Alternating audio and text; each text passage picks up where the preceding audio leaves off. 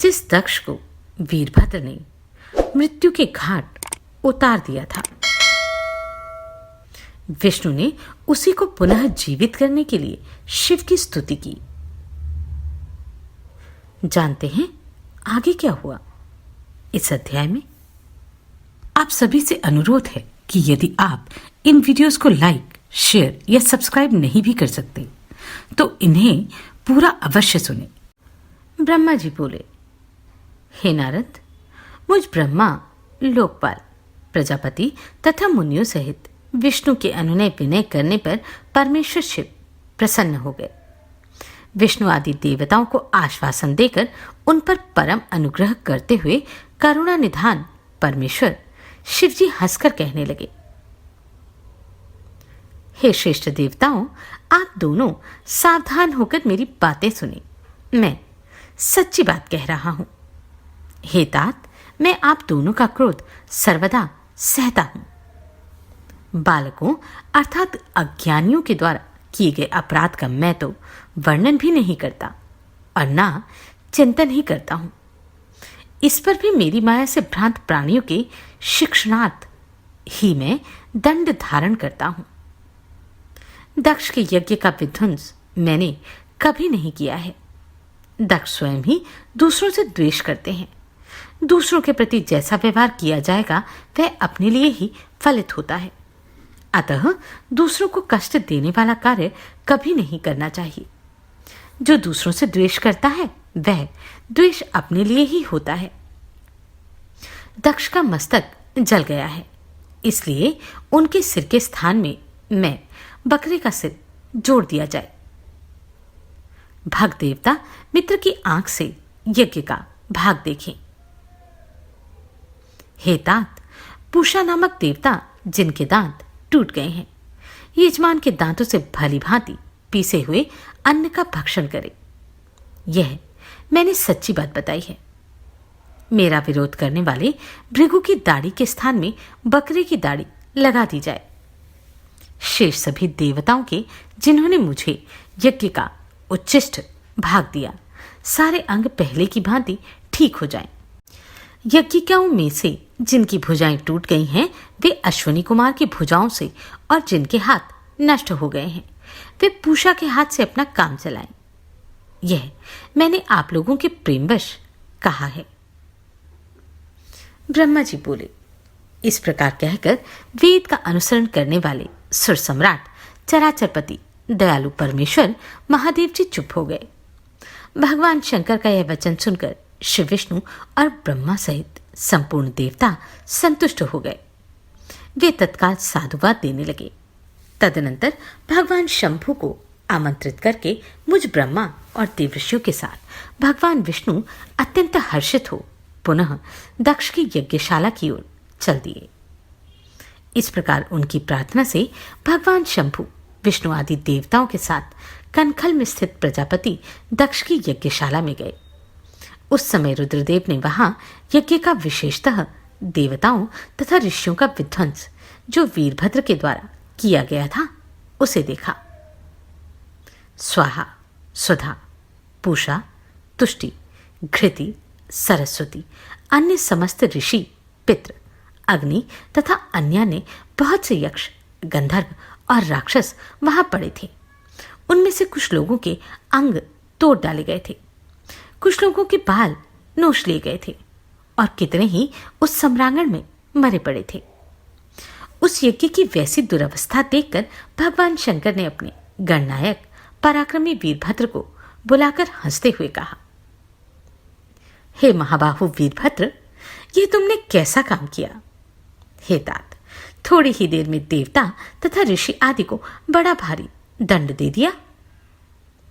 हे तात, जिसने ऐसा द्रोहपूर्ण कार्य किया तथा इस विलक्षण यज्ञ का आयोजन किया और जिसे ऐसा फल मिला, उस दक्ष को तुम शीघ्र यहां ले आओ। ब्रह्मा जी बोले, भगवान शंकर के ऐसा कहने पर वीरभद्र ने शीघ्रतापूर्वक दक्ष का धड़ लाकर उन शंभु के समक्ष डाल दिया। हे मुनिश्रेष्ठ, उसे सिर रहित देख लोक कल्याणकारी भगवान शंकर ने आगे खड़े हुए वीरभद्र से हंसकर पूछा, दक्ष का सिर कहाँ है? तब प्रभावशाली वीरभद्र ने कहा, हे शंकर, मैंने तो उसी समय दक्ष के सिर को आग में होम कर दिया था। वीरभद्र की यह बात सुनकर भगवान शंकर ने देवताओं को प्रसन्नतापूर्वक वैसी ही आज्ञा दी जो पहले से दे रखी थी। भगवान भव ने उस समय जो कुछ कहा उसकी मेरी द्वारा पूर्ति कराकर श्रीहरि आदि सब देवताओं ने भृगु आदि सबको शीघ्र ही ठीक कर दिया। तदनंतर शंभु के आदेश से प्रजापति दक्ष के धड़ के साथ स्वनीय पशु अर्थात बकरे का सिर जोड़ दिया गया। उस सिर के जोड़े जाते ही शंभु की कृपा दृष्टि पड़ने से प्रजापति दक्ष प्राण प्राप्त करके तत्क्षण सोकर जगे हुए पुरुष की भांति उठकर खड़े हो गए। उठते ही दक्ष ने प्रसन्नचित होकर प्रेमपूर्वक अपने सामने करुणानिधि भगवान शंकर को देखा। पहले महादेव जी से द्वेष करने के कारण उनका अंतःकरण मलिन हो गया था, परंतु उस समय शिव जी के दर्शन से वे तत्काल शरद ऋतु के चंद्रमा की भांति निर्मल हो गए। यद्यपि वे प्रेम की वशीभूत होकर मन में शिव जी की स्तुति करने की इच्छा कर रहे थे, किंतु उन्हें उसी समय सती के शरीर त्याग का स्मरण हो गया, इसलिए वे उत्कंठा से व्याकुल होने के कारण स्तुति नहीं कर सके। तदनंतर लज्जित होकर दक्ष प्रजापति प्रसन्नचित हो विनम्रता पूर्वक लोक का कल्याण करने वाले शंकर की स्तुति करने लगे। दक्ष बोले, वरदानी श्रेष्ठ महेश्वर ज्ञान निधि सनातन देव को नमस्कार है। देवादि देवों के भी ईश्वर सुख स्वरूप एवं संसार के एकमात्र बंधु भगवान शंकर जी को मैं नमस्कार करता हूं। हे विश्वेश्वर, विश्व रूप पुरातन ब्रह्मा तथा आत्मस्वरूप को मैं नमस्कार करता हूं। मैं शर्व को नमस्कार करता हूं। मैं संसार के भावों का चिंतन करने वाला परात्पर शंकर को नमस्कार करता हूं। हे देवदेव, हे महादेव, आपको नमस्कार है। मुझ पर कृपा कीजिए। हे कृपानिधि, हे शंभु, आज मेरे अपराध को क्षमा कीजिए। हे शंकर, आपने दंड के बहाने ही मुझ पर अनुग्रह किया है। मैं खल और मूर्ख हूं। हे देवदेव, मुझे आपके तत्व का ज्ञान नहीं है। हे प्रभु, आप विष्णु एवं ब्रह्मादि देवों के भी सेव्य, वेदों से जानने योग्य तथा महेश्वर हैं। आज मुझे आपके तात्विक स्वरूप का ज्ञान हुआ है। आप सभी लोगों में श्रेष्ठ माने गए हैं। आप सत्पुरुषों के लिए कल्प वृक्ष हैं और दुष्टों की सदा दंड प्रदान करने वाले हैं। आप सर्वथा स्वतंत्र परमात्मा हैं एवं भक्तों को अभिष्ट वर प्रदान करने वाले हैं।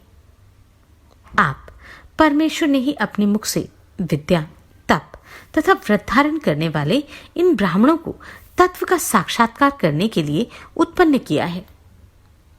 समस्त गौरूप पशुओं की रक्षा जिस प्रकार गौपति द्वारा की जाती है, उसी प्रकार आप सभी विपत्तियों से रक्षा करते हैं।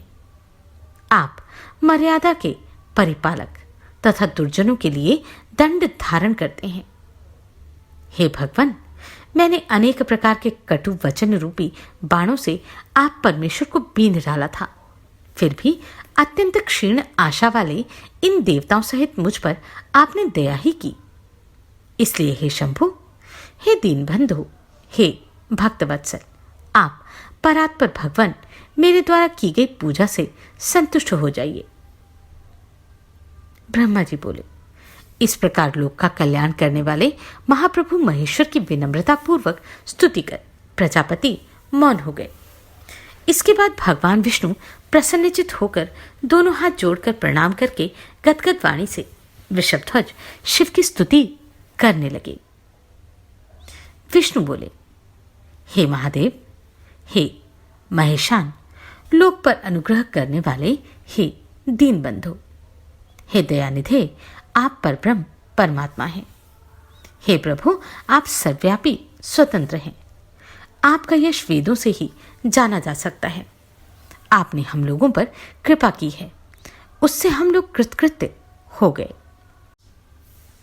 हे महेश्वर, इस मेरे भक्त दुष्ट दक्ष ने पूर्व में आपकी जो निंदा की है उसे आप आज क्षमा कीजिए, क्योंकि आप निर्विकार हैं। हे शंकर, मैंने भी मूर्खतावश आपका अपराध किया है, जो दक्ष के पक्ष से आपके गण वीरभद्र के साथ युद्ध किया। हे सदाशिव, आप मेरे स्वामी हैं, आप परब्रह्म हैं, मैं आपका दास हूं, आप सभी के पिता हैं, इसलिए आपको हम सबका पालन करना चाहिए। ब्रह्मा जी बोले, हे देवदेव, हे महादेव, हे करुणा सागर, हे प्रभु, आप स्वतंत्र परमात्मा परमेश्वर अदिव्य तथा अविनाशी हैं। हे ईश्वर, हे देव, आपने मेरे इस पुत्र पर अनुग्रह किया है, अब आप अपना अपमान भूलकर दक्ष के यज्ञ का उद्धार कीजिए। हे देवेश, अब आप प्रसन्न हो जाइए और अपने सभी प्रकार के शापों से इसका उद्धार कीजिए। आप ज्ञानवान ही मुझे प्रेरणा देने वाले हैं और आप ही निवारण करने वाले हैं। हे महामुनि, इस प्रकार परमात्मा महेश्वर की स्तुति करके दोनों हाथ जोड़कर मैंने अपने मस्तक को झुकाकर उन्हें प्रणाम किया। तदनंतर इंद्र आदि देवतागण एवं लोकपाल सावधान होकर प्रसन्न मुख कमल वाले शंकर जी की स्तुति करने लगे। उसके बाद अन्य सभी देवता, सिद्ध, ऋषि एवं प्रजापतिगण भी प्रसन्नता के साथ शिव जी की स्तुति करने लगे। तत्पश्चात उपदेवता, नाग, सदस्य तथा ब्राह्मण लोग भी सद्भक्ति से प्रणाम कर अलग अलग स्तुति करने लगे। ब्रह्मा जी बोले, हे नारद, इस प्रकार रमापति विष्णु मेरे देवताओं, ऋषियों तथा अन्य लोगों के द्वारा स्तुति करने पर महादेव जी बड़े प्रसन्न हो गए। तब वे शंभु कृपा दृष्टि से सभी ऋषियों एवं देवताओं को देखकर तथा मुझ ब्रह्मा और श्री विष्णु का समाधान करके दक्ष से इस प्रकार कहने लगे, हे प्रजापते, हे दक्ष, मैं जो कुछ कह रहा हूं सुनिए। मैं प्रसन्न हूं, यद्यपि मैं सबका ईश्वर हूं और स्वतंत्र हूं, फिर भी सदा भक्तों के अधीन रहता हूं। 4 प्रकार के पुण्यात्मा मेरा भजन करते हैं।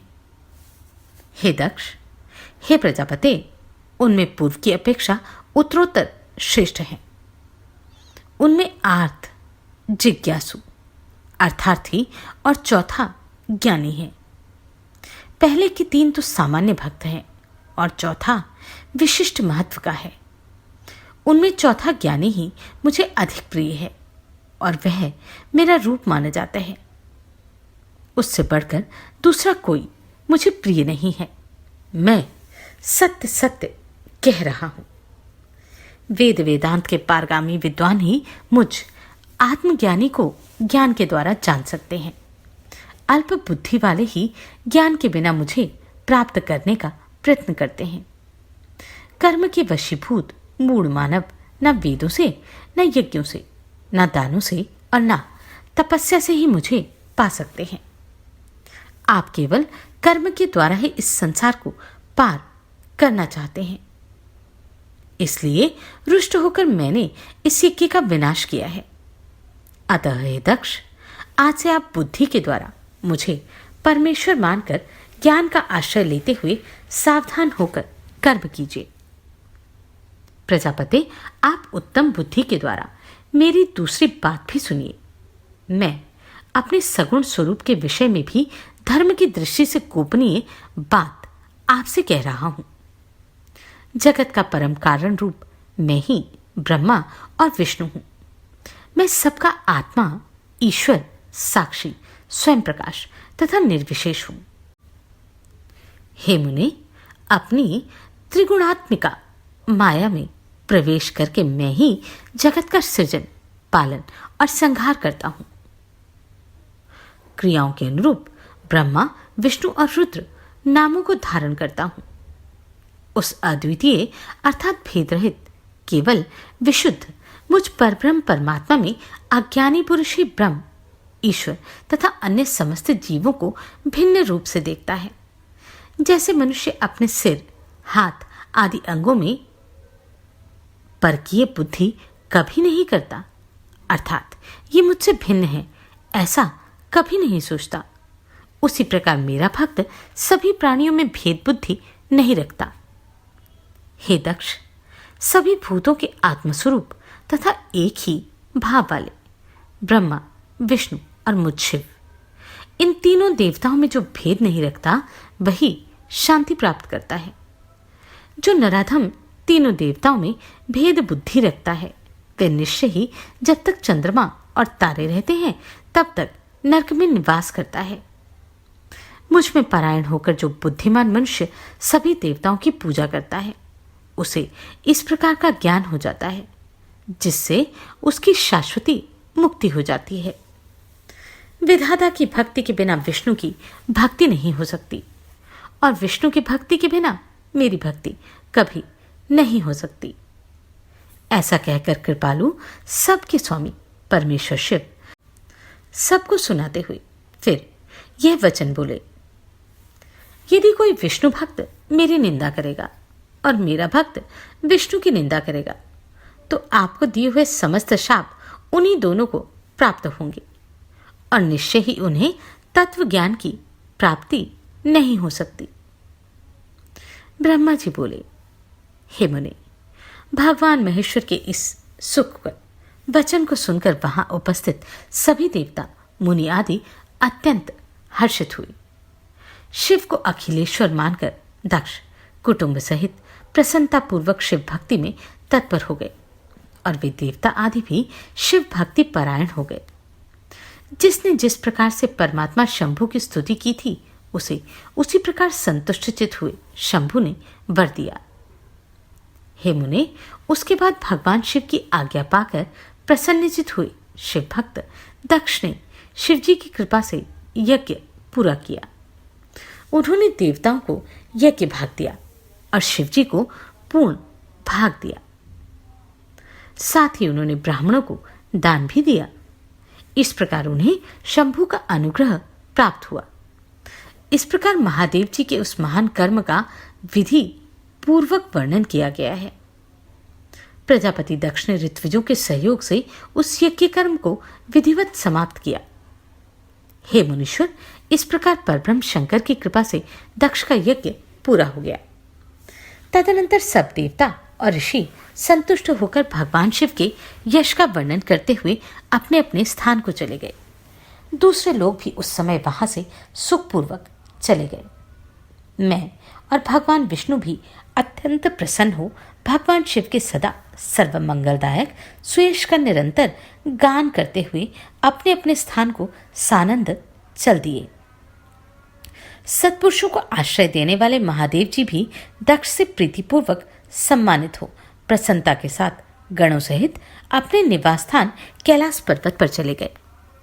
अपने पर्वत पर आकर शंभु ने अपनी प्रिया सती का स्मरण किया और प्रधान गणों से यह कथा कही। विज्ञान में भगवान शंकर ने लौकिक गति का अवलंबन कर अपने सकाम भाव को प्रकट करते हुए तथा सती चरित्र वर्णन करते हुए बहुत समय व्यतीत किया। हे मुने, वे सज्जनों के शरणदाता, सबके स्वामी, अनीति न करने वाले तथा परब्रह्म हैं। उन्हें मोह, शोक अथवा अन्य विकार कहां से हो सकता है?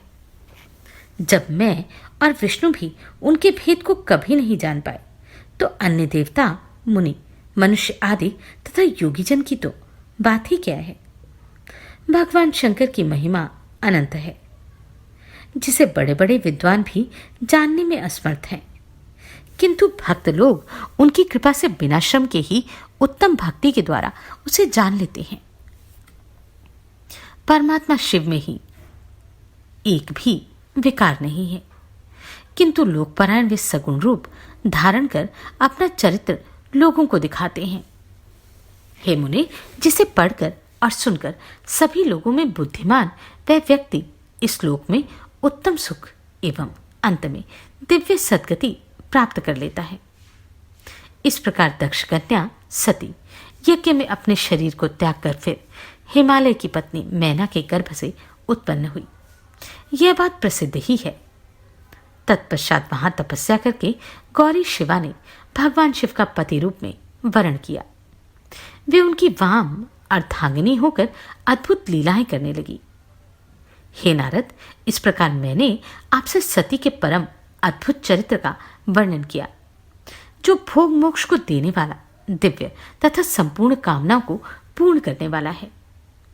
यह आख्यान कालुष्य रहित, पवित्र, दूसरों को पवित्र करने वाला, स्वर्ग की प्राप्ति कराने वाला तथा पुत्र पौत्र रूप फल प्रदान करने वाला है।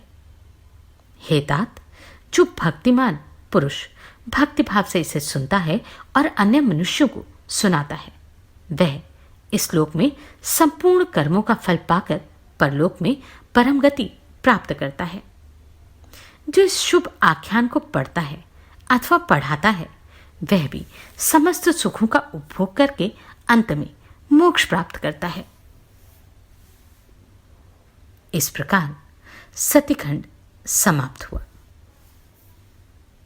आप सभी को कोटि कोटि साधुवाद। आपने इन वीडियोस को इतना प्रेम दिया।